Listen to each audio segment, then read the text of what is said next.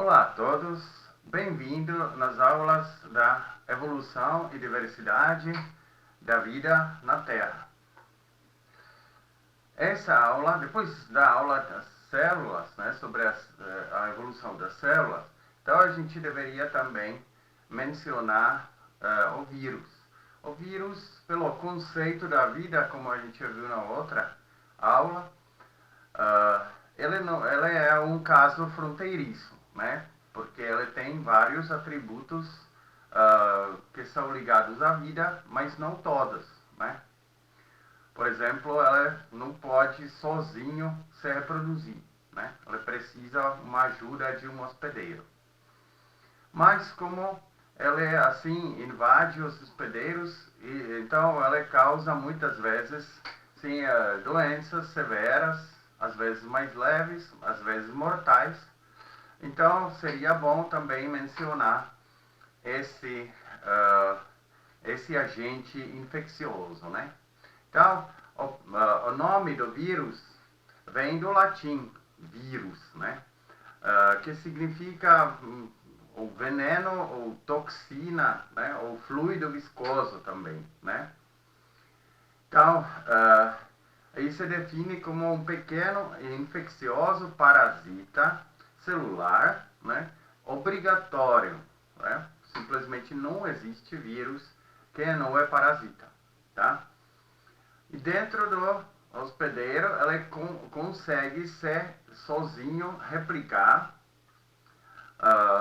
subjugando de fato os mecanismos do metabolismo a seus comandos, né? Aqui à minha esquerda, né, tem uma reconstrução sim, de proteínas que fazem capsídeo de um vírus, né, para vocês verem como que um vírus na verdade parece assim do ponto de vista molecular. Não vemos o material genético dentro dele porque está escondido dentro, né? Mas eu achei interessante para tiver uma ideia como um tipo clássico de vírus, né? Esse é vírus eicosaédrico, que a gente vai ver daqui a pouco o que é. Então, como que ele é na verdade construído, assim, pelo menos na superfície, tá? Os vírus causam doenças, como falei, né? Então são agente infeccioso, eles infectam assim, os organismos celulares, né? E pela sua ação, né, causam doenças, né? Quando elas se reproduzem dentro do hospedeiro. Então aqui tem os três exemplos assim, da doença causada assim, por vírus, né? Então, por exemplo, o mais antigo que se conhece a doença, né, que é a varíola, né, que é causada por vírus e causa assim aparecimento dessas pústulas horrorosas, né, que se o indivíduo sobrevive e deixa aquelas marcas por resto da vida, né, que a pele parece rugosa. Alguns anos atrás, né, tinha um surto, não era pandemia, mas epidemia de ebola, né, que é enzima da varíola. Também causar assim muitas mudanças na pele. Aí esse vírus é muito letal, né?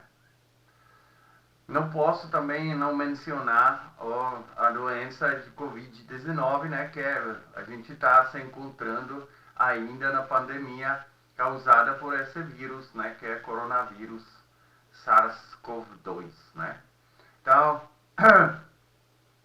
também ao longo da aula, quando puder, eu vou também apontar assim as propriedades assim do coronavírus, né? Porque agora está um tema bem atual. Todos os agentes infecciosos, ou seja, materiais que contêm agentes infecciosos, são transportados, né? Então elas têm que ter esse sinal, esse triângulo amarelo com aquele símbolo dentro, e as embalagens têm que ser seladas por essa fita, sim, também assim amarela e preta, como a gente pode ver, né? Que significa agente infeccioso. Então muito cuidado com esse pacote, né? Então, onde a gente pode achar o vírus? Na verdade, em todo lado, né? Assim, o vírus pode infectar todos os 3 domínios da árvore da vida. Então, existem vírus que infectam bactéria, arqueias também são infectadas por vírus, e eucariotas também não ficam fora disso, né? Tanto unicelulares como multicelulares, como animais, plantas, fungos e um monte de outros, incluindo humanos, né? Porém, o próprio vírus pode ser também parasitado, né? Assim, existe, como a gente poderia falar, parasita de parasita. Então, existem esses vírus satélites, né? Ou ainda RNA satélites, que são mais simples ainda, né? Que às vezes são chamados de viroides, né? Que na verdade não tem nem a parte proteica, é só material genético que está embutido em material genético de um vírus, né? Então, dentro de um vírus pode ter mais um parasita, né? Ou vários. Então, da história, a gente pode ver que existem algumas evidências, né? Por exemplo, o faraó Ramsés V, né? Que morreu, sei lá, 1200 antes de Cristo, mais ou menos, né? Então, se acredita que é pelas marcas que tem no rosto, né, da múmia, ainda são muito parecidas com marcas de varíola que a gente pode ver de hoje, né? Então, já 1200 anos antes de Cristo já tinha algumas pessoas que eram infectadas por varíola. Outro vírus, né? Vírus de poliomielite, né? Que é hoje em dia, assim, muitas pessoas estão abreviando para polio, né? Mas a doença se chama poliomielite. Então aqui tem também um sacerdote, né? Ou seja, uma placa assim mortuária de um sacerdote que viveu no Egito Antigo, na capital, né? Que era Mênfis, e pela aparência, né? Então ela tem a perna deformada igualzinho a essa criança à direita, né? Que sofre de poliomielite. Então esse é outro tipo de infecção viral se documentada assim na antiguidade. Bem, a varíola assim foi a primeira doença viral que foram feitas assim, tentativas para a cura dessa doença, né? Essa doença vem assim da Eurásia, né? Então, na Europa, na Ásia sempre foi. Aí depois, assim, quando tinha mais e mais assim viagens para longas distâncias, se espalhou pelo mundo, tá? Então, sabia-se que sobreviventes de surtos de varíola não adquiriam mais aquela doença, né? Então, eram protegidos de infecções assim, subsequentes, né?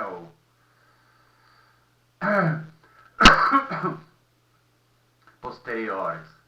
Então, esse foi assim pensado que na verdade tem que ter de fato desenvolvido alguma defesa, né? Então você pegava material das feridas desses indivíduos, né? Foi seco, deixava-se inalar, como a gente vê aqui na figura, provavelmente chinesa, né? Que é o médico tá assim soprando assim pelo um tubinho assim, essa matéria seca das feridas assim para nariz de um doente, né? Em tentativa de curá-lo. Outras tentativas eram que se inoculava materiais de pústulas, né? Daqueles bolinhas assim que se desenvolvem durante a varíola. Então, esse material era colocado assim num ferimento infligido na testa dos doentes, né? Assim, método bastante cruel, mas era a antiguidade, então não tinha muitas leis sobre tratamento dos humanos, assim, médico, né? Também se sabia pouco. Então,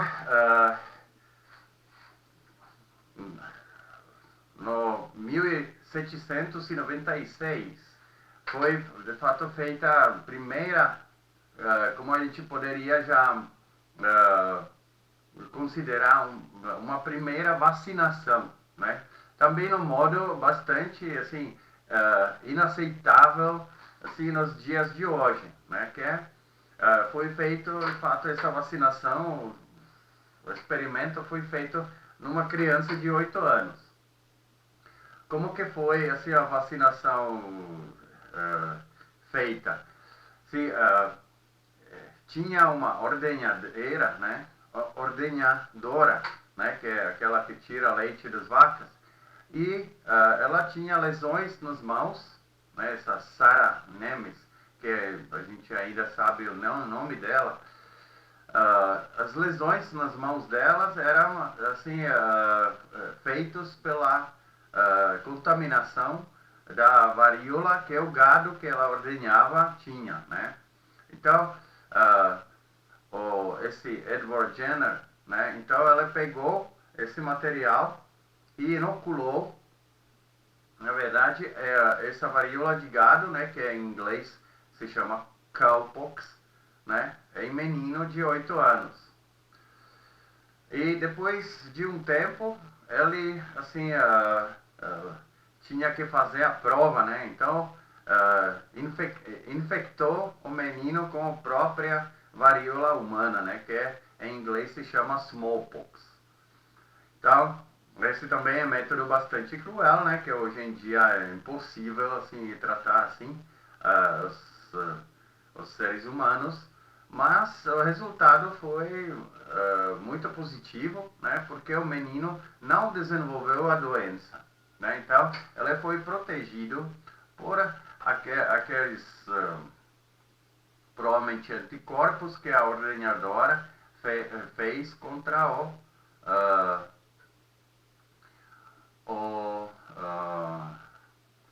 a varíola de gado, né? Então disso se desenvolveu o método de vacinação, né? Que também recebeu o nome da vacina, né? Veio da palavra vaca, né? Que é em latim a vaca que a gente conhece aqui, assim, como gado. Então, daí vem o nome de vacina, né? O vaccina, como do latim foi primeiro transferido. Então, essa vacinação contra a varíola humana foi adotada em século XIX, né? E radicalmente diminuiu a incidência assim da varíola humana, né? Depois, assim, no século XX foi ainda assim varrido assim os cantos do globo, né? Se eu posso falar que uma esfera tem cantos. Então procurando assim as últimas comunidades que ainda não eram vacinadas, né, com tentativa de erradicar totalmente assim a varíola, né, porque a varíola é uma doença muito contagiosa, faz muitos estragos, né, tem muita mortalidade e quem sobrevive de fato tem sequelas assim que fica muito feio e simplesmente era uma doença assim que afetava muita gente, né? Então até a economia assim, né? Então foi adotado já no século XIX e continuou até se pensar que foi erradicada, apesar que parece que ainda tem alguma chance que de vez em quando aparece, né? Bem, uns 100 anos depois como se chamava, o Jenner, né? Então, foi descoberto o vírus como de fato, tipo de fluido, né, que era não bacteriano, né, como eles fizeram, assim, eles isolaram assim uma amostra, aí depois passaram por filtro que não deixava passar as mitocôndrias, as bactérias, né, então foi como se fosse esterilizando pela filtração. Só que o filtrado ainda causava a doença, né? Então foi descoberto que é alguma coisa que não é bactéria, que é menor. Porém, ainda não foi possível identificar assim exatamente o que é, né? Então se chama contágio vivo fluido, né? Então, esse foi, na verdade, o que esse Beijing descobriu. Foi, na verdade, aquele fluido continha o vírus de mosaico do tabaco. Tá? Então, 100 anos depois da primeira tentativa de vacinação. 10 anos depois, 1900, foi descoberto o primeiro vírus em animais, né? Era em galinhas, que a gente hoje conhece como sarcomavírus de Ross, né? Que causa tumores em assim, tecido musculoso assim, de galinhas. E um ano depois, já foi descoberto o primeiro vírus que infectava os humanos, né, que era o vírus de febre amarela. Que a gente pode ver aqui à minha esquerda como ele parece, também é icosaédrico como aquela figura no comecinho. E é transferido assim por mosquitos, né, como um monte dos outros, né, tipo dengue, tipo malária, tipo vários tipos, né. Então, ele faz uma feridinha, transfere, de fato, as partículas de vírus, né, para tecido, aí o vírus está infectando o tecido, né, assim é transferido.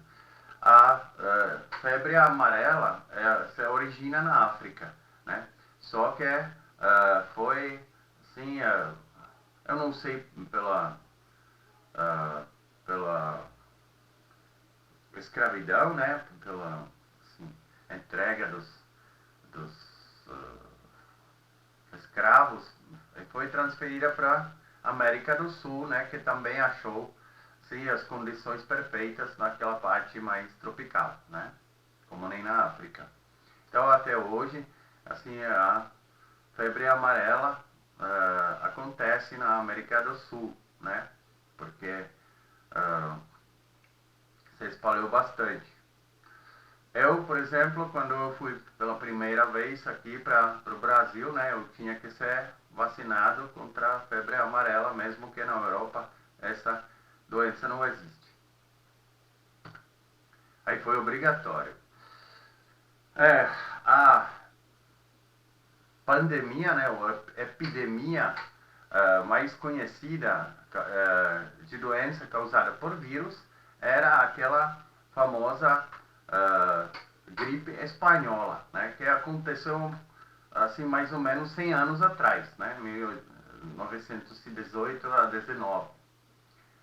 Ela tinha 3 ondas, né, e matou mais que 20 mil pessoas. Se a gente comparar, é praticamente mais do que matou a Primeira Guerra Mundial. Só que o vírus próprio foi isolado somente na véspera assim, de Segunda Guerra Mundial, né? Sei lá, 5 anos atrás, antes da Segunda Guerra Mundial. O interessante é que, de fato, a gripe espanhola, ou influenza espanhola, se originou nos Estados Unidos, né? Que pouca gente sabe. Só que, assim, o centro epidêmico se desenvolveu na Espanha e por isso a gente conhece essa doença como gripe espanhola. Bem, os vírus também atacam as plantas. E não nem sempre no modo que é ruim, né? Então, aqui tem um histórico que existiu em 1623, assim, tinha um boom, assim, uma demanda imensa pelas tulipas, assim, muito bonitas. Elas, na verdade, eram infectadas por vírus, então elas estavam, assim, numa maneira bem única, assim, comparando com as outras tulipas, né? Então a gente pode ver aqui que o único bulbo poderia ser, foi vendido, né? Na verdade, não poderia, foi vendido por 2.500 flores, né? Que equivalem aos guldens da época, né? A gente pode ver que assim é uma equivalência em materiais que na verdade esse representava, né? Então uh, tinha quase 2,5 toneladas de trigo, quase 5 toneladas de centeio, 4 porcos, 12 ovelhas, uns 600 litros de vinho, uns quase 4 hectolitros de cerveja, 2 toneladas de manteiga, 2 toneladas de manteiga, né? 500 quilos de queijo, imaginam hoje, né? Cama completa, jogo de vestido e ainda acima disso um cálice de prata. Então tudo isso, na verdade, foi pago por um único bulbo dessa tulipa, tá? Porém, esse causou uma reviravolta nas bolsas de valores, né? A gente pode ver que o índice do preço, assim, subiu de repente, assim, dezenas de vezes, só que esse durou menos do que meio ano, né? Assim, novembro, em 1636, estava ainda barato, né? Depois subiu de repente, assim, na quebra do ano, né, para 37, aí já estava, assim, umas, seja, uns 100 vezes mais caro. Aí o preço subiu até o fevereiro, aonde, assim, drasticamente caiu. Aí depois de alguns meses, no maio, né, aí já o preço era igual a antes dessa bolha econômica, né? Então a gente pode ver que um vírus pode também remexer as bolsas de valores assim no modo inesperado. Bem, agora é um pouco mais sério. Então, vamos investigar um pouco as propriedades, sim, do vírus. Então, descobriu-se, assim, por experimentos, né, que o vírus contém proteínas e ácido nucleico, que pode ser tanto RNA como DNA, como a gente vai ver. Pesquisa mostrou que, na verdade, o que é importante é o ácido nucleico, né, que traz a informação que se transfere para novas partículas de vírus. Como que foi descoberto? Pegaram o vírus de mosaico do tabaco e desmontaram, né? Assim, separaram o ácido nucleico das proteínas. O mesmo foi feito com herpes vírus, né? Que é parecido. Então, porém, elas depois assim, misturaram os opostos, né? Então, o RNA do vírus de mosaico do tabaco misturaram com proteínas do herpes vírus e vice-versa. Então, montaram assim essas partículas quimeras, né? E tentaram infectar as folhas do tabaco. Mas somente aquele que tinha material genético do tabaco do mosaico, do mosaico do tabaco, né? Então, infectou as plantas, né? As folhas do tabaco. Aí dessa folha, quando já sofreu assim bastante assim doença desse mosaico, então foi isolado o vírus que tinha aquele material genético do vírus do mosaico do tabaco. junto com proteínas, mas desta vez, de novo, assim, do próprio vírus do mosaico do tabaco, né? Não tinha mais quimeras. Então se descobriu que, na verdade, aquele material genético, sim, é responsável para replicação desse vírus, né? Então, esse foi em 1955, né? Feito por esse Franklin Conrad e Williams. Então vamos ver um pouco assim o que o vírus tem, tá? Então vamos ver os tamanhos, né? Que variam entre 20 e 300 nanômetros. Então são objetos de nanociências, né? São menores, bem menores do que as células, né, que a gente falou que até célula bacteriana na aula anterior tem normalmente mais do que 1 micrômetro, né? Então, os vírus são menores do que as células. Pode ter, assim, um ou vários ácidos nucleicos, né? Normalmente tem um ou dois, né? Mas pode ter até vários. Esse material genético, né, o genoma, é encapsulado, sim, numa assim, capa protetora, né, que pode ter várias camadas, né. Então, normalmente tem, todo vírus tem capsídeo. Apesar que, por exemplo, no coronavírus eu não vi assim o capsídeo muito destacado. A gente vai ver daqui a pouco. Então, o capsídeo é, de fato, uma capa protetora feita de proteínas.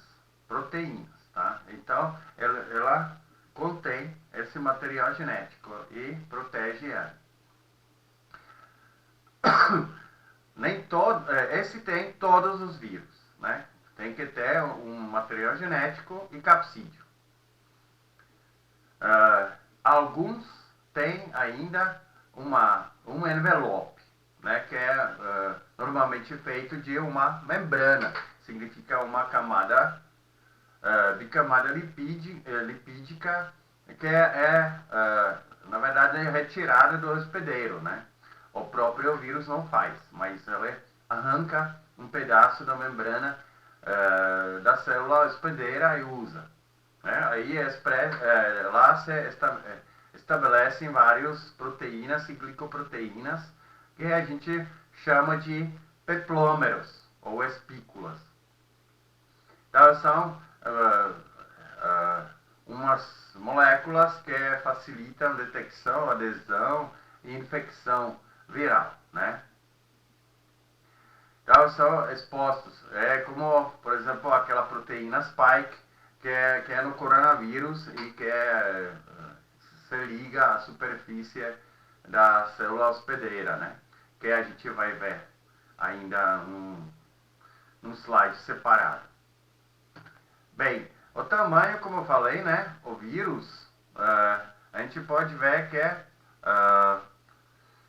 é na escala nanométrica, né? Aqui falei 220, né? Aqui é mais ou menos em 110 nanômetros, tá? Então ele não é um pouco maior do que o próprio DNA, mas é com certeza menor do que bactérias. Não podemos ver ele com a microscopia óptica, né? Tem que usar a microscópia eletrônica. Aqui tem, para comparação, né? Aqui à direita é uma célula de hemácia, né? O glóbulo vermelho humano, né? E embaixo tem a Escherichia coli, né? Que é como aquela bactéria mais estudada, sim, pelos biólogos moleculares. E junto com isso tem aqui alguns vírus, né, que a maioria são em azul, né? Então, alguns, como o vírus de ebola, são relativamente grandes, né? Mas outros, por exemplo, esse poliovírus, né, que é aqui, se vocês veem o meu cursor, aqui à esquerda, embaixo, né? Então ela é minúsculo, né? É aquele vírus que causa poliomielite. Então aqui tem algumas formas distintas, como a gente vai ver assim que são em seguida, tá? Então as formas elas seguem um pouco alguns padrões, tá? Então a maioria são icosaédricos, né? Que são de fato assim arredondados, né? Com só que é um corpo geométrico bastante assim reconhecível, né, pela microscopia, como a gente pode ver naquela imagem à esquerda bem em cima, né? Então parecem realmente assim uns corpos geométricos que podem ser ou redondas em formato de um bastão, né? Como por exemplo a direita, a segunda figura, né? Também pode ser complexos, né? Como o vírus HIV, que é terceiro à esquerda, né? Assim de cima, por causa que tem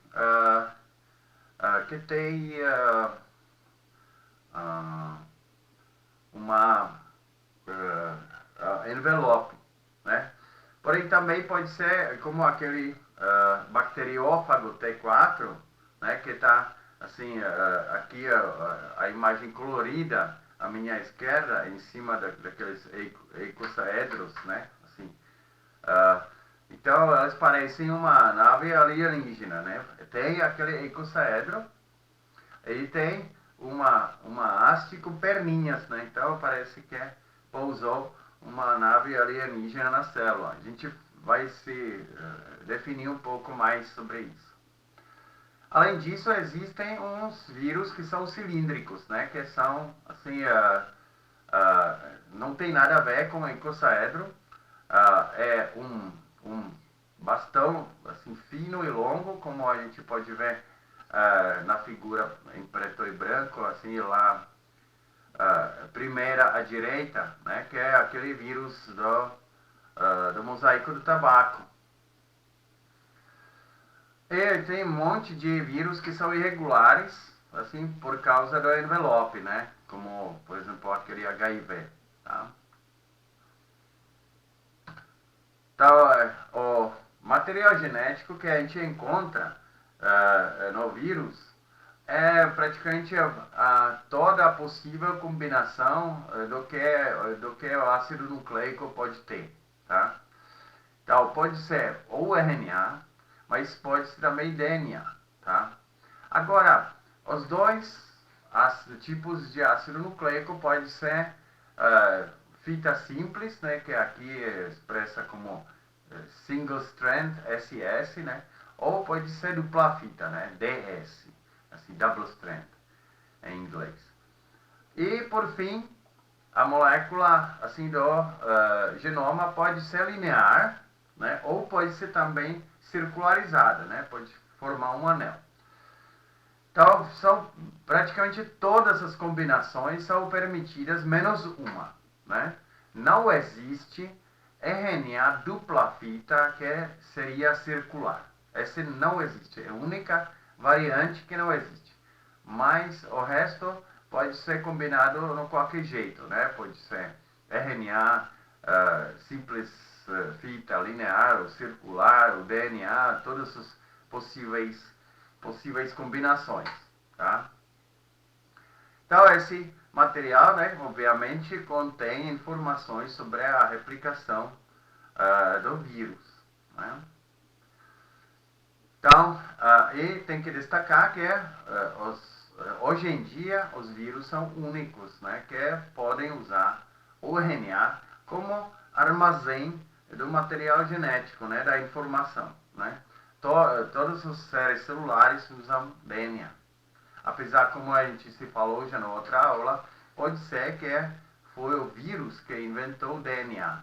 Aí esse foi depois adquirido por vida celular. A gente vai ver ainda nas figuras como é possível. Bem,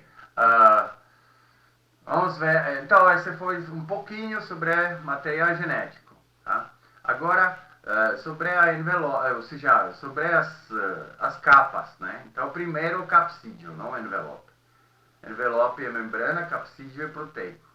Então, como a gente falou, assim, a maioria dos vírus são ou eicosaédricos ou fazem os tubinhos, né? São cilíndricos, né? Aqui a gente pode ver que à esquerda na figura tem um tipo de vírus cilíndrico, né? Que é tubular helicoidal, né? É na verdade uma hélice de material genético incrustada com proteínas do capsídeo. E à direita a gente pode ver assim eicosaedro formado por proteínas, assim, nesse outro tipo de vírus. Tá? Bem, agora, por que de fato o vírus constrói essas partículas, né, que são material genético mais capsídeo, que todo o vírus tem, né? Então, o genoma, especialmente aquele que é feito de RNA, né, que é RNA muito vulnerável, sim, se for sozinho, porque no mundo de hoje, e provavelmente assim desde o começo da vida celular, assim existe um monte de RNases, assim enzimas que destroem o RNA, né? Então, particularmente o vírus, RNA vírus, seriam muito vulneráveis, né? Mas o DNA próprio também precisa ser protegido, mesmo que é mais estável, porque existem assim forças mecânicas, né, assim, de frição, ou pode ter alguma radiação ionizante, como luz ultravioleta, né? Agentes químicos, né, como oxidação, ou pode ter próprios enzimas, como eu já mencionei, caso das RNases, mas existem também DNases, né, então elas poderiam também danificar esse material genético do vírus.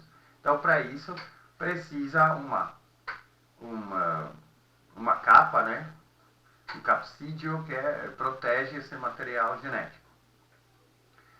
Então, ele não é só mera capa, né? Ele também, assim, funciona como facilitador, assim, da infecção, né?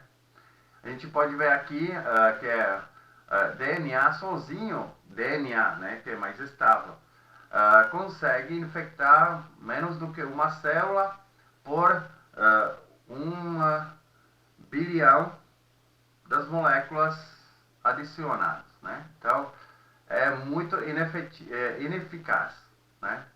Porém, se for junto com o capsídeo, né, aí infecta por volta de uma célula em 10 e 100 partículas, né? Então, a probabilidade é muito maior, né?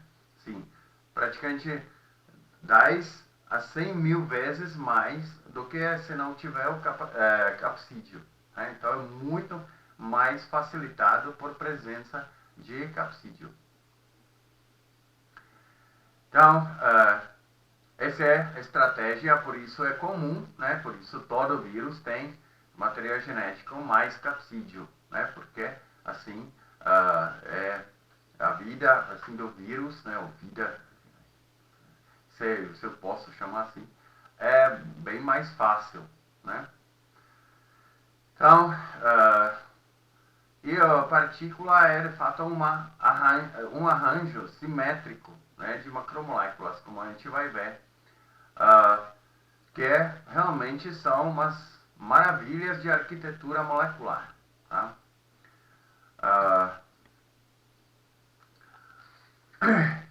O capsídeo é uma coisa muito engenhosa, né? Porque fora da proteção, então fornece também possibilidade de infecção, né? Ou transferência do material genético para hospedeiro. Por quê? Porque a partícula, na verdade, não é muito estável. Depende muito das condições físicas e químicas em volta.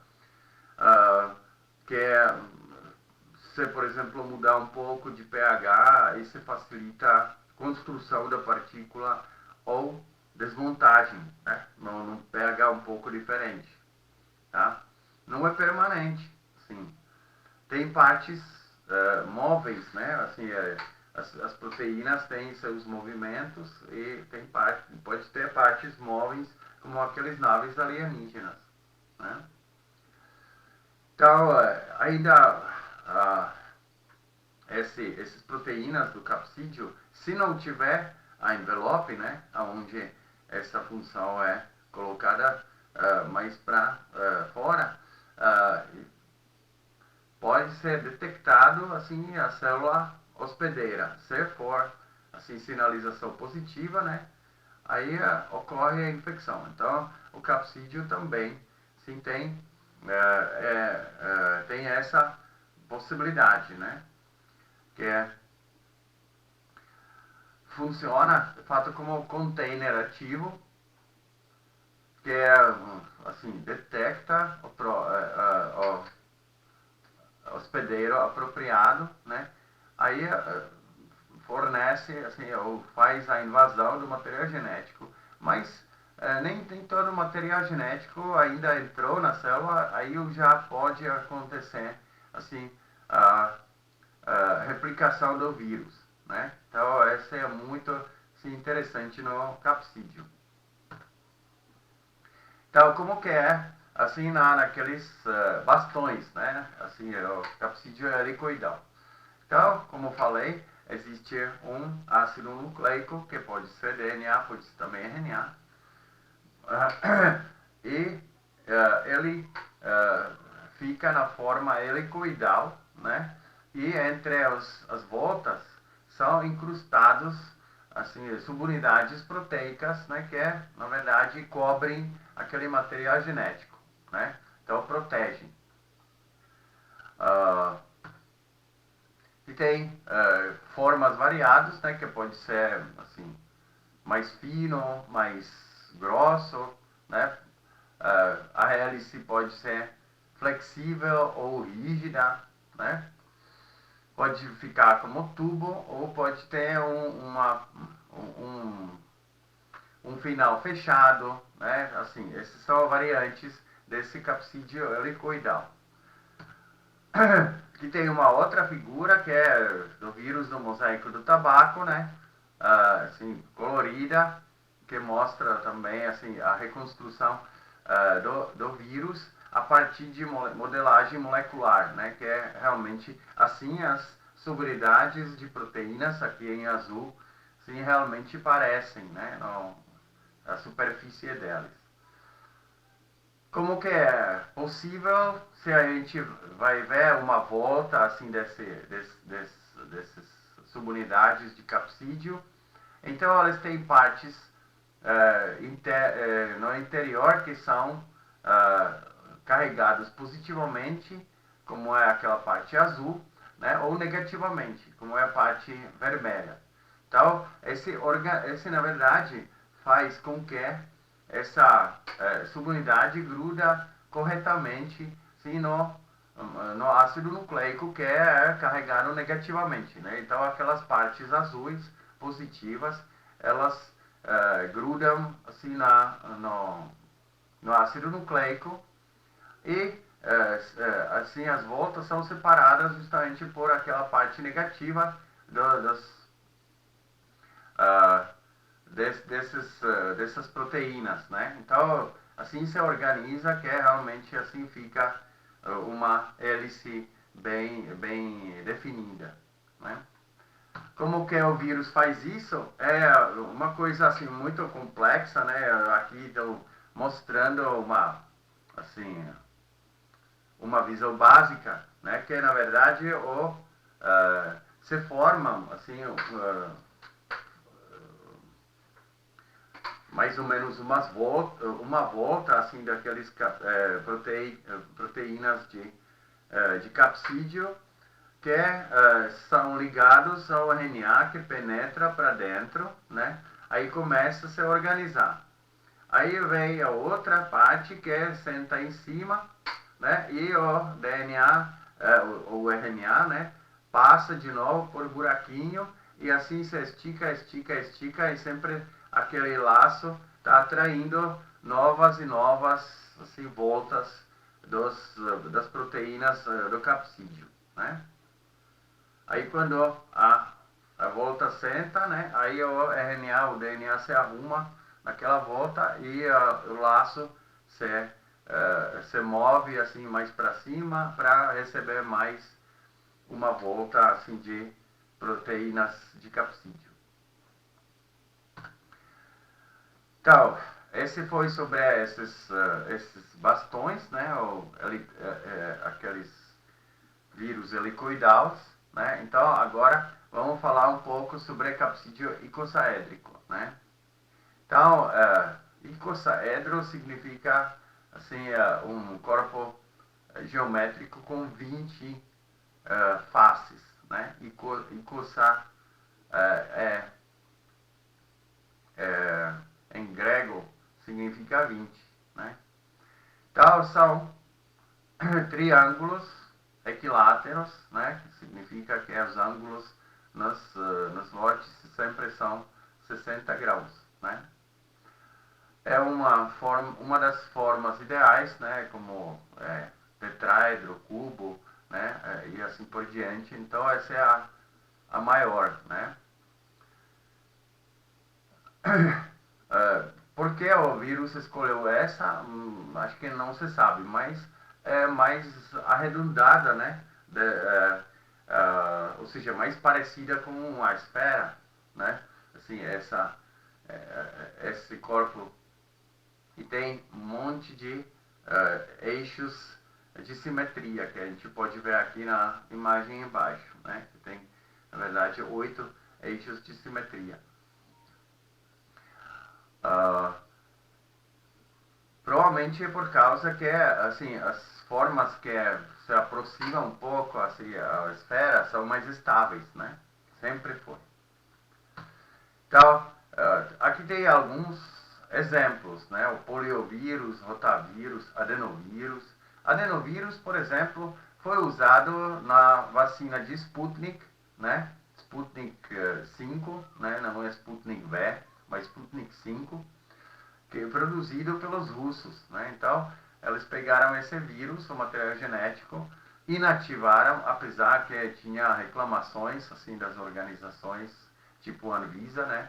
Assim no mundo inteiro, que o trabalho não foi bem feito, né? Então, por isso, assim o Sputnik assim não foi aceito por, assim tão uniformemente como outras vacinas contra coronavírus, né? Então, mas é uma possibilidade que se usa assim um vírus inativado, né, para colocar uma sequência que é necessária para produzir anticorpos no corpo, né, e assim se forma a vacina contra a doença. Papilomavírus, né, vírus HIV também é ecosaédrico, apesar que ele parece irregular porque ele tem ainda envelope, né. Junto com o herpes vírus, que também é icosaédrico, mas tem uma envelope de membrana que dá um formato irregular.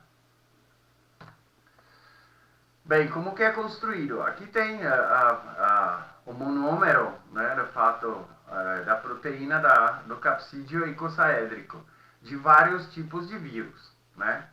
Aqui tem seis proteínas que eu achei na internet, né, assim nas posições variadas, mas eu virei as imagens para, na verdade, aparecer que eles são, assim, o formato da proteína é muito conservado. Sempre tem aquela parte elongada, né, que vai para a esquerda, e parte mais compacta que é a direita.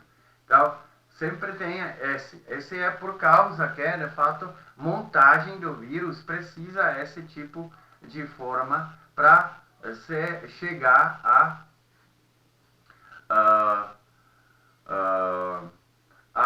icosaedro, né?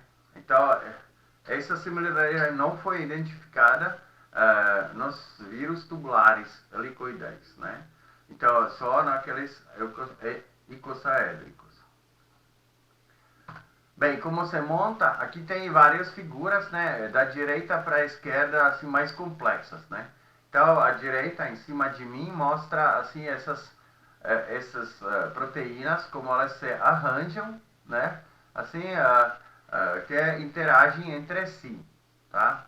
Todas são iguais, as cores são para destacar, de fato, formas diversas, assim, ou seja, diversas moléculas da mesma proteína, né? Então, na imagem no meio, assim, esses três moléculas assim, de proteína, elas formam uma vórtice do icosaedro, né? E a partir disso, aderem as outras, como a gente pode ver aqui à esquerda, né? E formam as faces, né? E arestas. Então, esse formato é por causa disso tão conservado, sim, com aquela haste elongada e aquela parte mais compacta, né? Para justamente chegar a esse formato de icosaedro. E tem uma imagem assim de microscópio eletrônico de bacteriófago MS2, né, M52, desculpem, que mostra assim aqueles vórtices que contém aqueles cinco partes, né, que levam entre eles são as arestas, né, e aqueles como se fossem buracos, né, são os planos assim das faces, né. A gente pode ver que entre aquelas em volta daquelas partes azuis sempre tem três partes brancas, né, que são na verdade assim perto da vórtice, né. Então assim parece realmente icosaédrico, mas também dá para falar que a forma é a aproximação a uma esfera, né.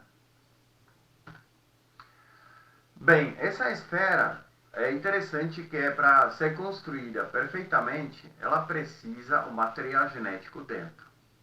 Sem esse material genético, ela fica irregular, tá? Como a gente pode ver, a montagem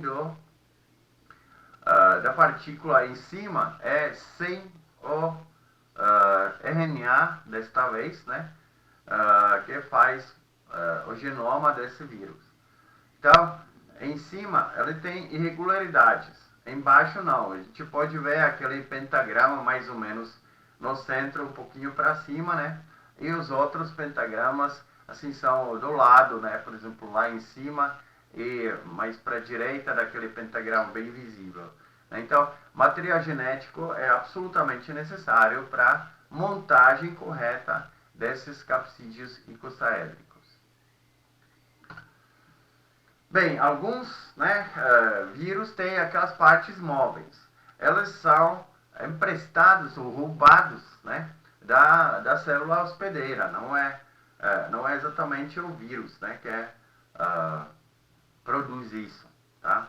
Mas ele, de fato, força o metabolismo do hospedeiro para fazer essa haste que se liga via aquele pescoço ao capsídeo, né, que forma essa cabeça. E no outro lado tem fibras dessa cauda, né, que na verdade são sensores, né, são proteínas daquela célula que interagem com a superfície da outra célula, do outro assim hospedeiro, né? O mesmo tipo da célula, mas do organismo diferente, né? E uma vez que aquelas perninhas se fixam, né? Elas se dobram, fazendo que, de fato, a tal chamada nave alienígena pousa na superfície, né? A gente pode ver aqui embaixo, à direita, né? Assim, bem do meu lado, assim, uma fotografia do microscópio eletrônico, né, como acontece assim de verdade, né, que essa nave alienígena é para pousar. Uma vez que pousa, então o que acontece é que aquela haste, ou sei lá, tronquinho, ou cauda, como vocês quiserem, ela é de fato comprimida e essa causa injeção do material genético para a célula. Na verdade, essa partícula nunca entra assim, dentro da célula, entra só material genético. Bem, falamos daqueles dois tipos comuns assim, de capsídeo, então também vamos falar um pouquinho sobre o envelope. Né? Então, é uma membrana lipoproteica, né? Então tem lipídios, é uma bicamada incrustada por proteínas ou até glicoproteínas, né? Então esses são originados assim da célula hospedeira. O vírus não faz, né? Ela de fato usa a célula hospedeira para quando sai, né? Então ela arrasta um pedaço da membrana, como a gente vai ver nos próximos slides, e fica assim super protegido, né? As proteínas também são construídas, sim, pode ser a origem assim, bacteriana, ou seja, do hospedeiro, ou pode ser também virais, como a gente vai ver, como a proteína spike do coronavírus, né? Então, essa membrana contém aqueles peplômeros, né? Estou repetindo o nome, que são as proteínas ou glicoproteínas situadas na superfície dessa membrana. Elas são proteínas integrais, né? Mas uma boa parte é de fato estendida no espaço externo do vírus. Bem, aqui a influenza, né, que é um tipo disso, né? Influenza espanhola. Então, o vírus assim parece forma irregular, né? Porque a membrana simplesmente é muito mais elástica do que aquele corpo rígido assim proteico que forma capsídeo, né? Bem, aqui a gente pode ver também a fotografia que eu acho que é interessante também do vírus HIV, né? Tem uma estrutura complexa, né, que tem assim, dois pedaços de material genético, né, não um. Então, como a gente no começo falou, que pode ter mais do que um material genético, que é assim, capsídeo também assim, irregular, né? Aí em volta disso tem a membrana lipídica com peplômeros, né? Com aquelas glicoproteínas e tal. E aqui embaixo a gente pode ver a formação da partícula do HIV-1, né? Que é à esquerda, essa protuberância na membrana, embaixo é célula hospedeira, né? Em cima é fluido extracelular. Então o vírus, de fato, pelas proteínas do capsídeo, né, ela empurra assim a membrana para fora até no meio você faz uma ponte, né, que é de fato você fecha, estrangula e sai o vírus com um pedaço da membrana do hospedeiro. À direita a gente pode ver que tem a microfotografia que é bem parecida com aquele esquema colorido em cima, né?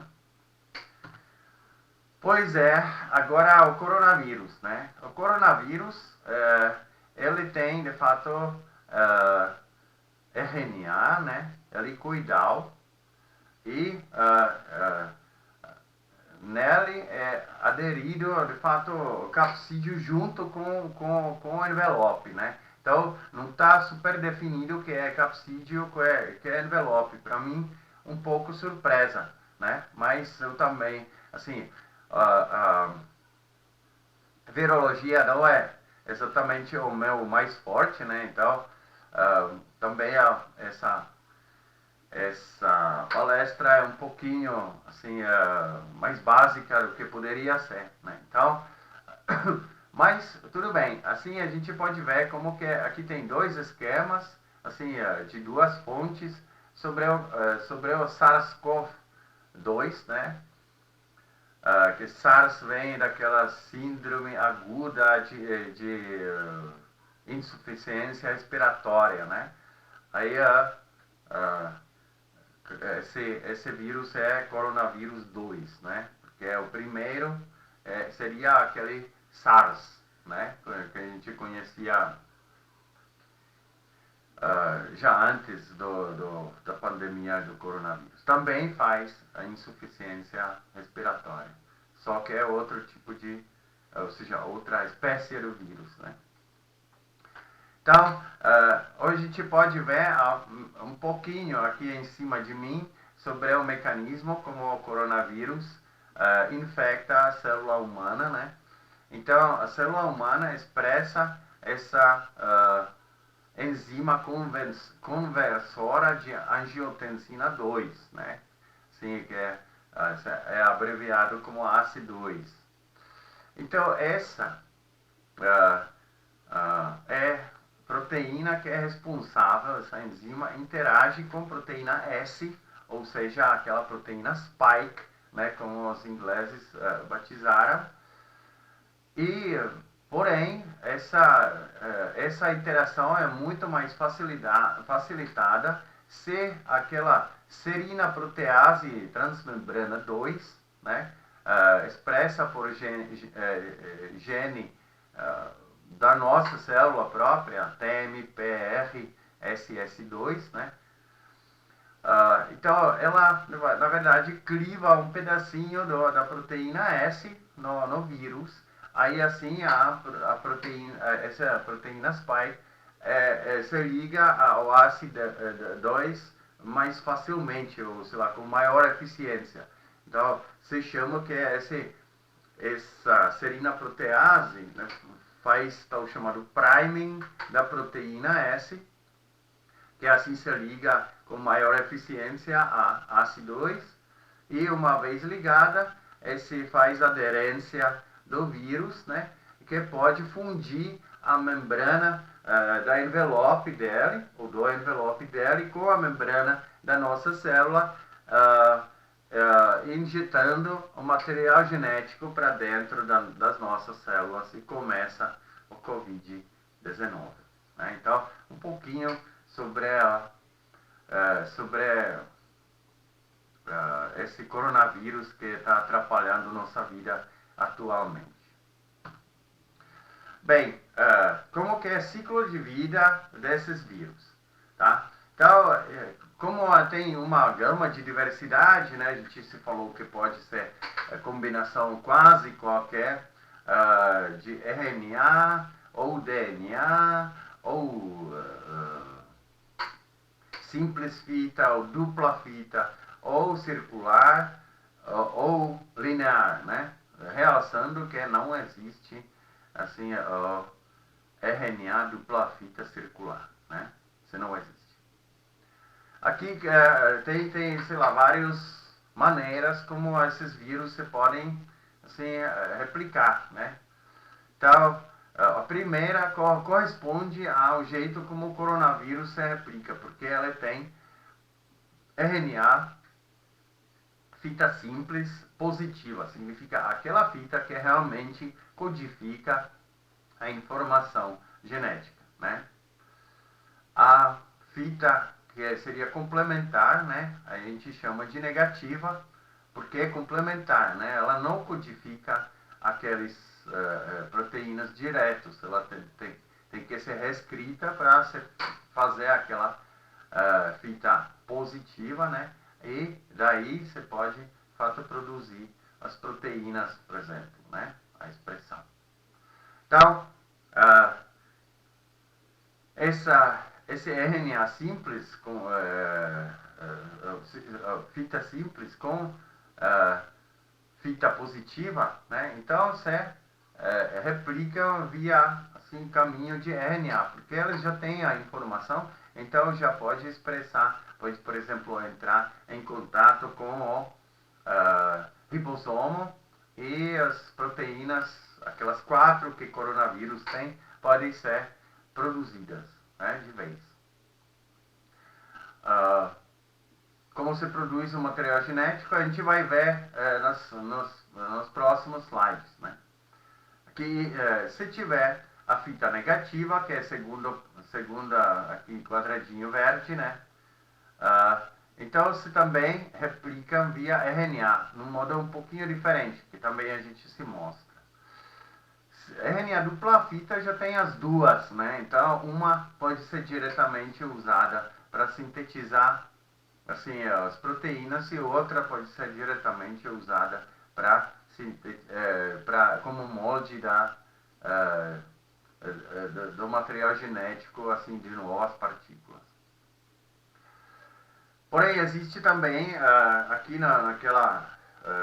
naquele quadradinho azul, existe vírus tipo RNA simples, que não usa esses métodos, mas usa transcriptase reversa, né? Então, ele, na verdade, se transcreve para DNA, incorpora-se no genoma do hospedeiro, aí depois usa a maquinaria inteira assim, do hospedeiro para, de novo, fazer RNA mensageiro, assim que é de fato dele e tal, né? E se replicar. E embaixo aqui tem os 2 quadradinhos mais ou menos amarelos, né? Então, os vírus com DNA dupla fita se replicam via assim, replicação do DNA. Mas também o DNA simples fita, né? Ela, na verdade, se complementa para ficar dupla, se embute assim no genoma e depois se usa para ser replicada, assim como se fosse parte do genoma do hospedeiro. Bem, aqui tem assim genomas virais, né? Sim, de vários tipos. Primeiro, de novo, coloquei coronavírus, que é uma simples fita de RNA positiva e que tem envelope. Mas, por exemplo, o piconavírus, que também tem o mesmo tipo de RNA simples fita positiva, já não faz envelope, né? Então, não é exatamente que é um tipo de material genético sempre vai provocar a produção de envelope ou não, né? Então, aqui a gente pode ver assim as variantes da simples fita do RNA positiva, negativa, segmentada, né? Como da influenza, né? Então, ou pode ser fita dupla do RNA segmentado, significa que tem vários pedaços do material genético, né? Ou panovírus, herpes vírus, são vírus DNA, que primeiro tem fita simples, não faz envelope, enquanto herpes vírus faz envelope, aí tem dupla fita, né? Então tem variantes assim, ainda com envelope, né? Fora do material genético, que tem praticamente todas essas combinações, ainda chega esse fator de presença ou ausência de envelope. Bem, o mais simples, assim, ciclo de vírus seria vírus com genoma de DNA dupla fita, né? Que se embute, sim, no DNA e pela replicação do DNA, ou transcrição do DNA para RNA, se produz, no primeiro caso, que é à direita, o material genético do vírus e à esquerda se produz as proteínas do capsídeo. Na verdade, esse não foi observado, né? Assim, tão simples, tá? Mas esse seria o ciclo de vida mais simples de vírus que a gente poderia imaginar. Normalmente, assim, os vírus, né, como aqui é aquele bacteriófago, então ela faz, tem no ciclo, ela faz invasão, né, depois aquela desnudação, né, que é a injeção do material genético, depois faz a expressão gênica, né, que produz as proteínas, né, e também faz a replicação do material genético, né. Dependendo do tipo do material, tem vários caminhos que a gente vai ver. Depois sintetiza os capsídeos, né, envelopes, que se montam junto com o material genético para tiver justamente aquele formato perfeito, né? Se forma assim, a partícula viral, ou também chamada de virião, né? Ou virion, não sei exatamente em português. E, por fim, de algum jeito é liberado. Nesse caso, é pela lise de célula. Então, esse é o vírus meio que fatal, né? Que acaba com o hospedeiro para ser liberado. Nem todos fazem isso. Aqueles que têm envelope, a gente viu como o vírus HIV, elas simplesmente saem com um pedaço da membrana plasmática e deixam a célula intacta, né? Assim, então, não precisa ser fatal. Bem, aqui tem um esquema que eu não sei, eu não vi, assim, já foi desvendado, mas esse é ciclo que é sofrido pelo vírus de hepatite C, que é também RNA positivo, fita simples, né? Então, como o coronavírus tem mesma, então eu suponho que o ciclo da vida do coronavírus deveria ser parecido. Então, como que é aqui? Primeiro, de fato, nesse caso, o vírus é endocitado, né? Se eu posso usar essa palavra. E quando a gente falou sobre as células, né, eucarióticas, então elas podem fazer endocitose. Então, a célula, como se fosse, come o vírus.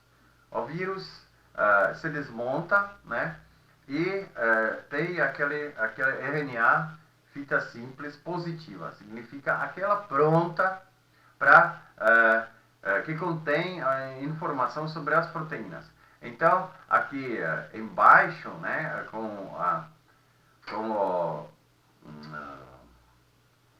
eita, nossa, agora me fugiu a palavra, o ribossomo, né, em amarelo.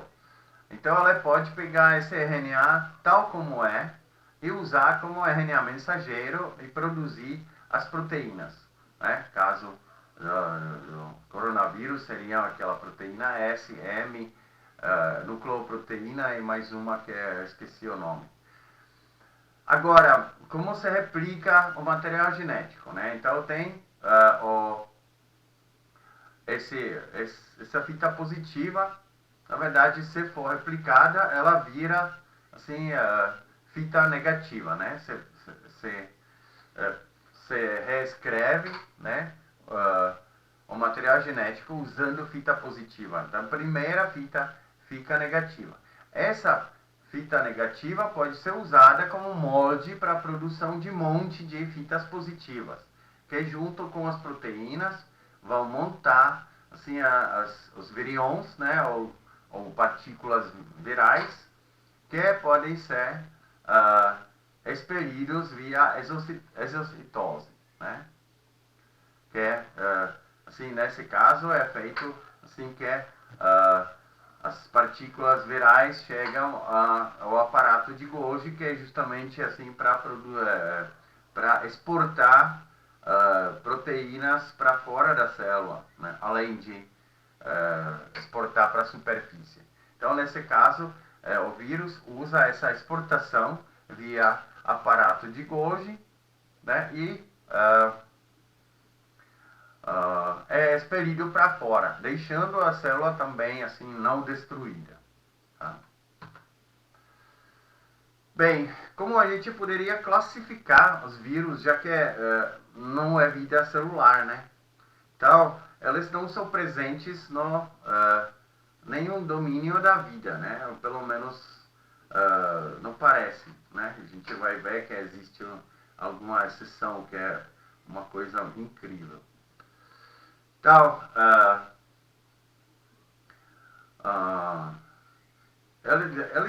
por que eles não são presentes assim na árvore da vida?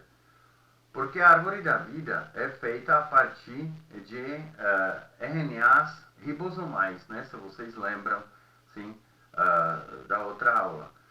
E o vírus não tem isso, porque simplesmente ele não precisa. Ele invade célula, usa os ribossomos da célula, do hospedeiro. Então não precisa ter. Então é meio difícil achar no genoma um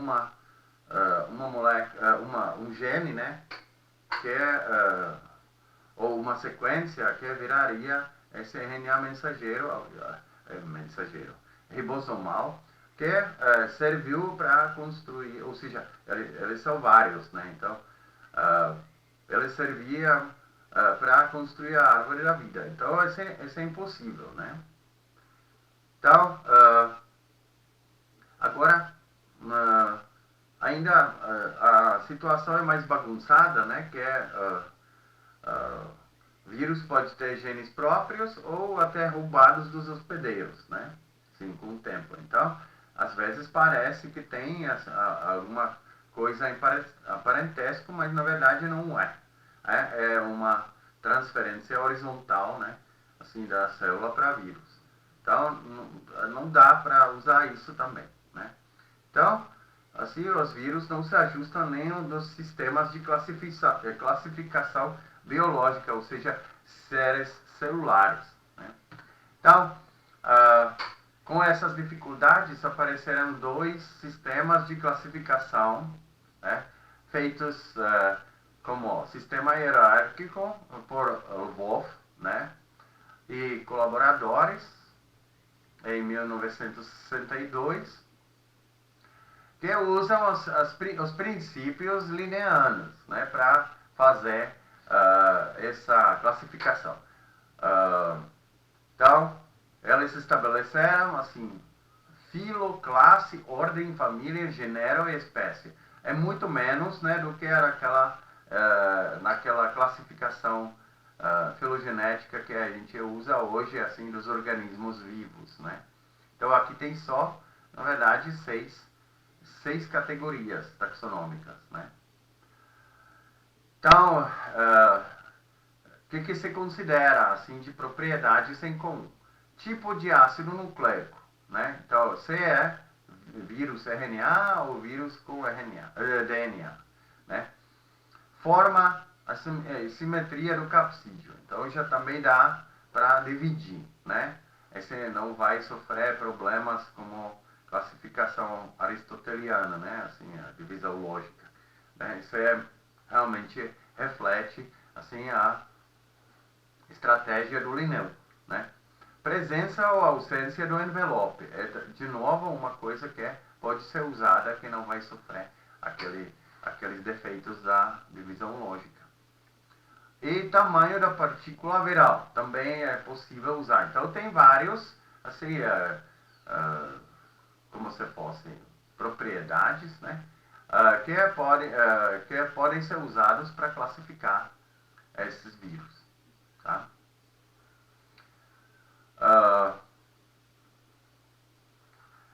O estadunidense David Baltimore, ela lançou uma classificação diferente, né? Existem até hoje as duas, né?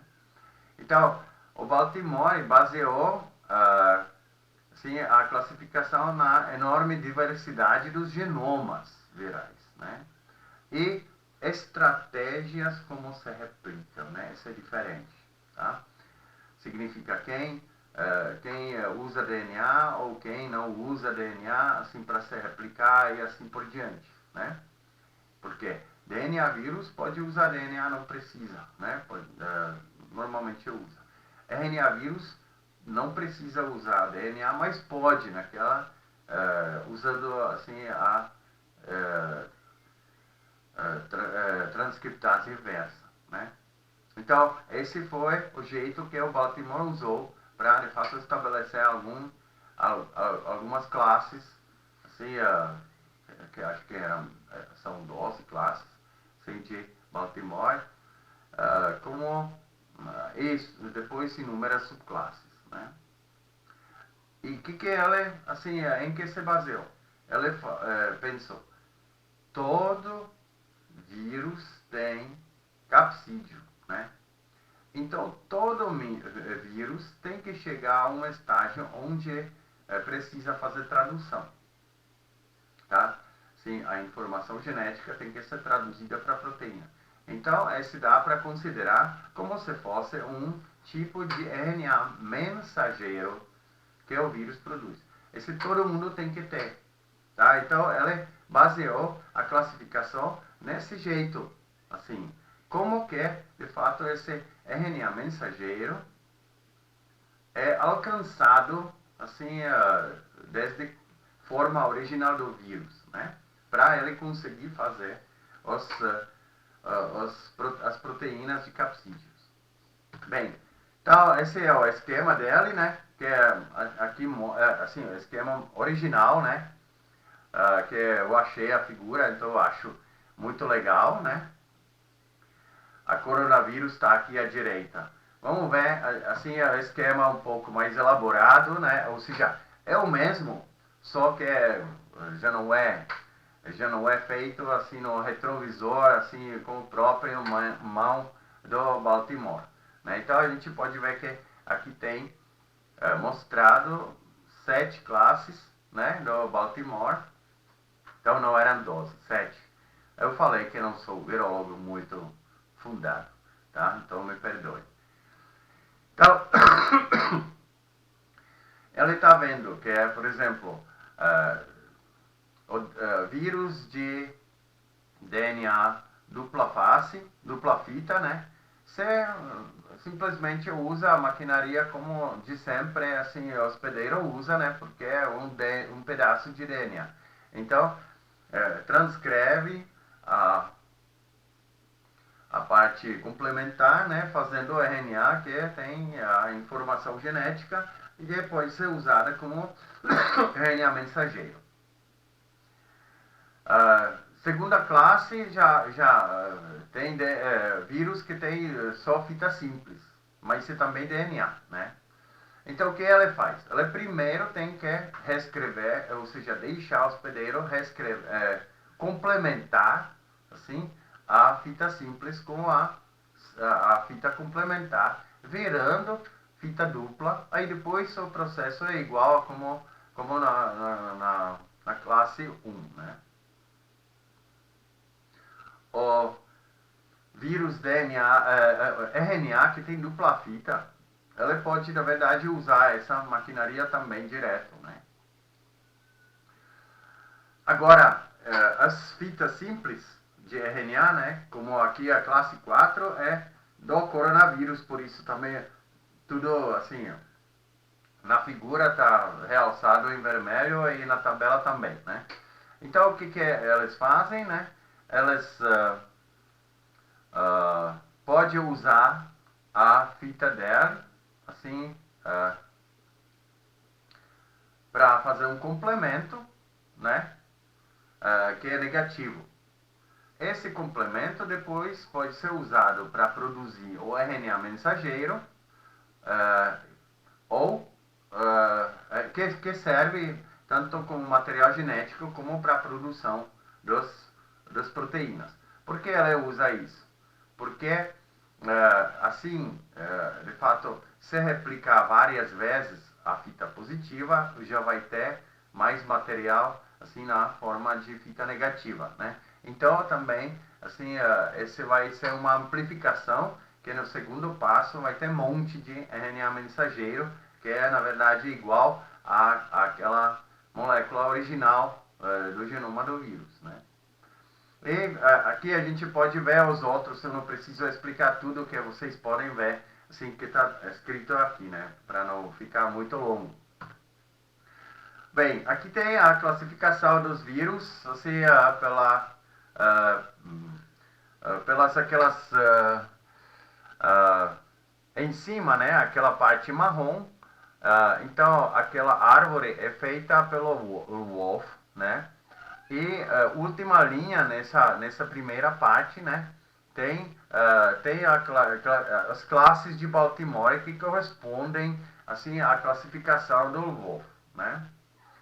E embaixo tem, na verdade, assim os nomes de famílias e tal, que também contém o coronavírus, que eu realcei aqui com um quadrado, né?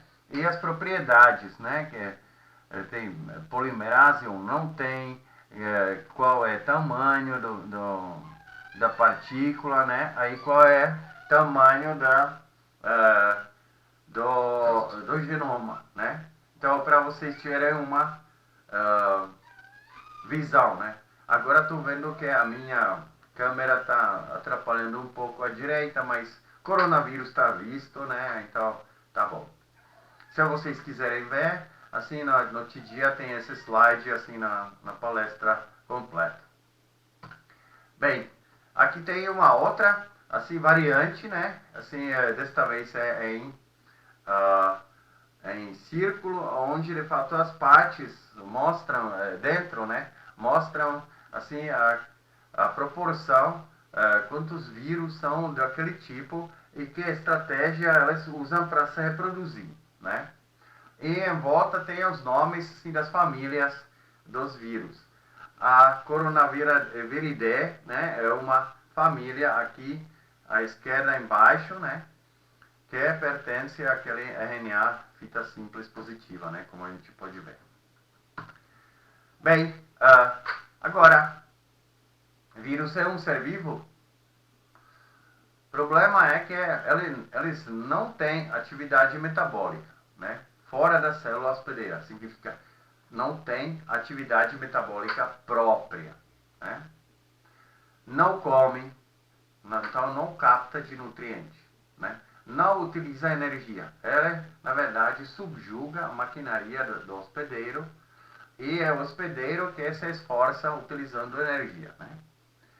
E agora também não tem qualquer atividade biosintética. É de novo o hospedeiro que faz isso, tá? Porém, o vírus, assim, com a ajuda do hospedeiro, consegue se reproduzir, tá?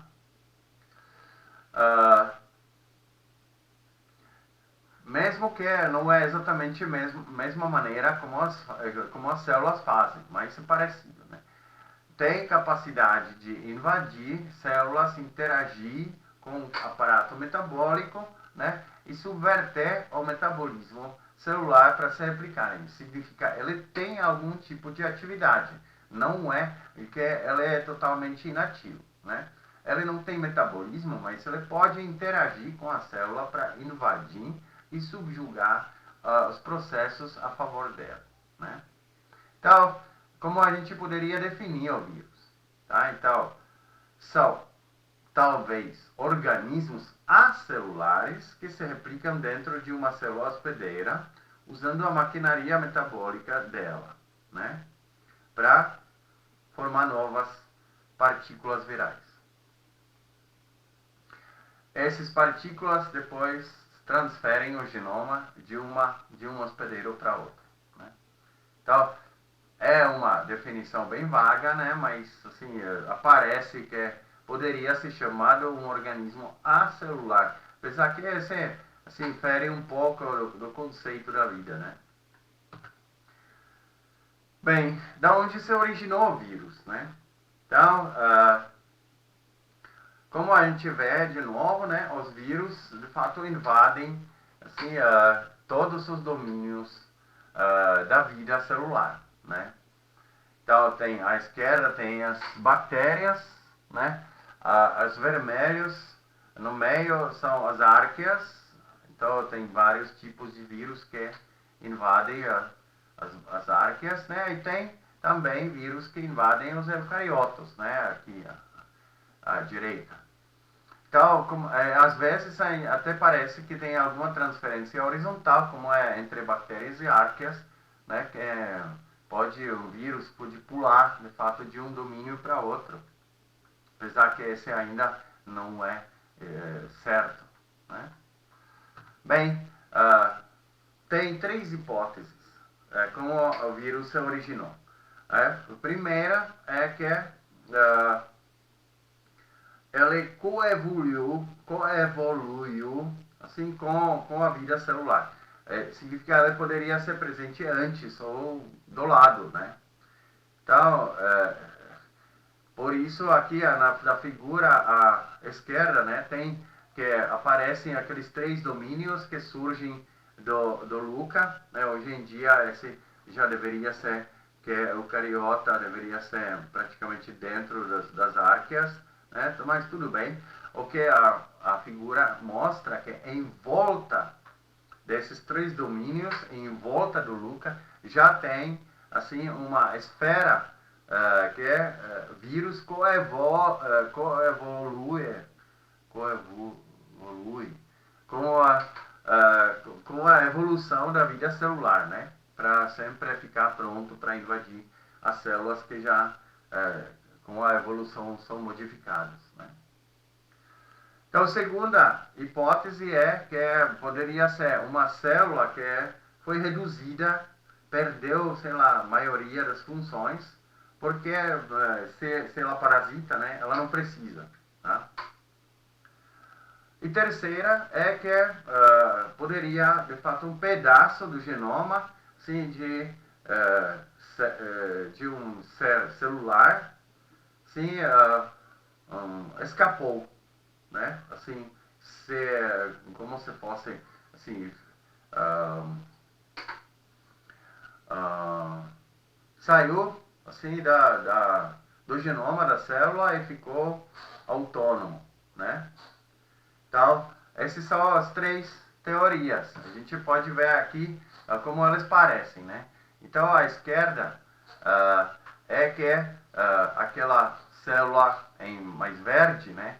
Que ela, na verdade, invade como parasita aquela célula hospedeira, né? Aí fica lá. E com o tempo, de fato, ela não precisa mais a maquinaria dela, né? Porque sempre usa a maquinaria do hospedeiro. Então, até o Darwin falou que é uso-desuso, né? Apesar que, assim, ou seja, até o Lamarck, né? Mas hoje em dia a gente sabe que, na verdade, o que não é necessário, a célula realmente assim não conserva, né? Então, se for sempre a mesma maneira, poderia, de fato, foi reduzido o genoma desse parasita a o necessário até virar um vírus, né? A segunda é genoma celular que de fato se escapou, né? Sim, que é, por exemplo, só o retrovírus, né? Parece que é um pedaço do genoma simplesmente assim naqueles crossing over e tal, no cromossomo e tal, né? Então ela poderia, de fato, ficar sozinho e se tiver informação suficiente, então ela poderia se desenvolver como um gene egoísta, né? Assim, ou seja, uma série de genes egoístas para um vírus, né? Que depois já não tem nada a ver com o genoma original. E por fim, a direita poderia ser que de fato, como a gente falou do mundo do RNA, né, e tal, né? Então, parte dessas moléculas autorreplicantes, né, elas poderiam ficar sem se desenvolver em vida celular, né? Sim, simplesmente no modo paralelo à vida celular. E depois descobri que de fato o hospedeiro poderia ajudar eles assim numa boa, né? Porque ela tem tudo o que ela precisa. Então, assim, pelas mutações, sim, conseguiu de fato invadir a célula assim de algum hospedeiro e se tornou vírus como a gente conhece hoje, né? Então, tem três maneiras: ou célula reduzida a vírus, ou parte do genoma que ficou fora do resto do genoma e virou como ser independente, né, vírus. Ou vírus poderia coevoluir, então significa que poderia se originar assim antes da célula, né? Bem, tem uma evidência muito interessante sobre esses mimivírus, né? Eles são uns vírus gigantes, né? Que tem, por exemplo, aqui a gente pode ver na figura, tem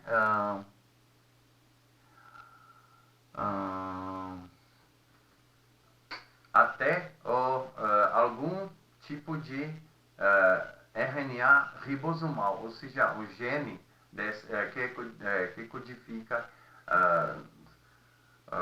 esse RNA de ribossomo, né? Então, ela é gigante, ela tem também genoma muito grande, né? Então, se a gente compara com outros genomas, né? Então, aqui em cima é mimivírus, né? Os vírus são em cor de rosa, né? O roxo.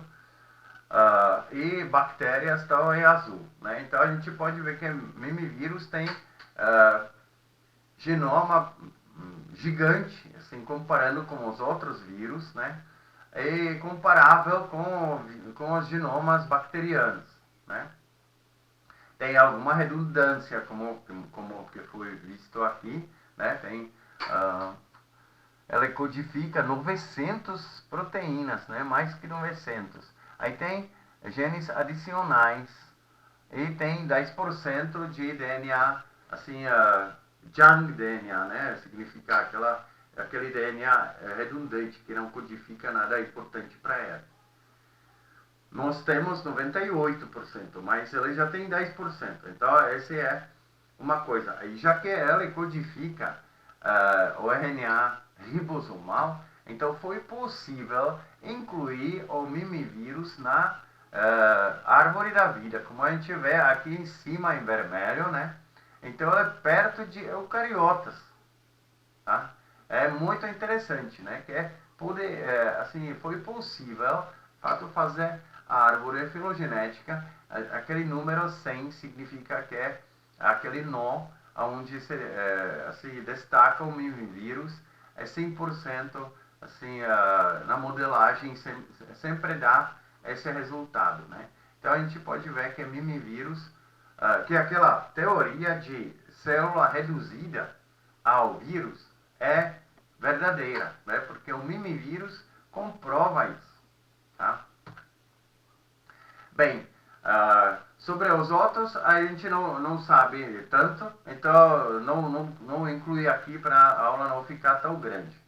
Então a gente fica por aqui, né? Tem aqui a bibliografia, né? Essa Vida, a Ciência da Biologia do Purvis e um artigo do Scientific American sobre o vírus, né? Então, essa aula fica por aqui e a gente se vê na próxima. Até lá, tchau.